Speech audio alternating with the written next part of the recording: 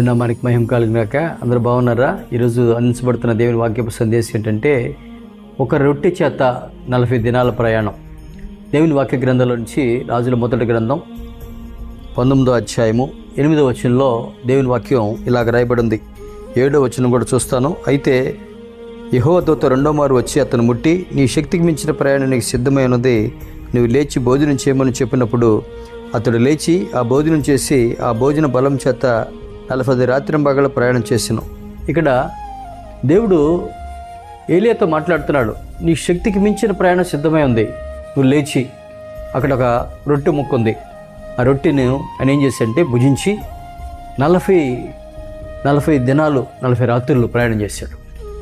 చూడండి, మత్తయి సువార్త 4వ వచనంలో మనుషుడు రొట్టె వలన జీవించుడు కానీ దేవుని నోటి నుంచి వచ్చు మాట వలన జీవిస్తాడు. అర్థమవుతుందా? దేవుని నోటి నుంచి వచ్చేటువంటి మాట మనకి జీవాన్ని ఇవ్వాలి. 119వ కీర్తన 50వ వచనంలో, నీ వాక్యం నన్ను బ్రతికించింది, ఇదే నాకు బాధల్లో నెమ్మది కలిగజేసింది. ప్రతి వ్యక్తి కూడా వాక్యం మీద ఆధారపడాలి. వాక్యాన్ని చదవటం భోజన పదార్థంగా తినాలి. మనం ఆత్మీయ ఆహారం తినాలి. ఆత్మీయ ఆహారాన్ని ఎప్పుడైతే మనం తింటుంటామో, భుజిస్తుంటామో మనకు బలం వస్తుంది. ఒక రొట్టె దేవుడు సెలవిచ్చిన ఆ స్థలములో ఒక్క రొట్టె ముక్క తిని 40 పగళ్ళు 40 రాత్రులు ప్రయాణం చేశాడు ప్రవక్త అని ఏలియా. చూడండి, దేవుడు ఆశీర్దిస్తే అంత గొప్పదే. జనసమూహం ఆ పర్వత శిఖరం మీద కూర్చున్నారు. 5 రొట్టెలు 2 చేపలు ఉన్నాయి. ఎంతమంది కోటిచ్చారు? సుమారుగా 5,000 మంది పురుషులు, మరి పిల్లలు స్త్రీలు ఉంటారు కదండి.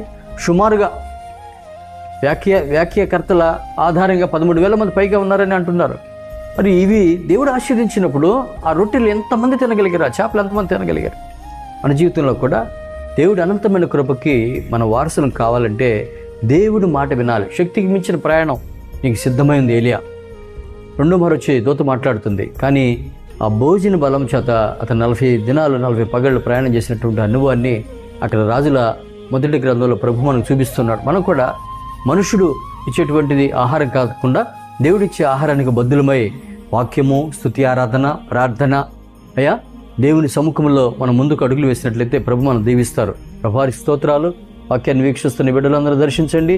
ఒక రొట్టె ముక్క చేత 40 పగలు 40 రాత్రులు ప్రయాణం చేసిన ఏలియాకి బలం ఇచ్చిన దేవా స్తోత్రాలు. మాకు కూడా బలం దయచేయమని యేసు నామములో ప్రార్థిస్తున్నాం తండ్రి. ఆమేన్. God bless all.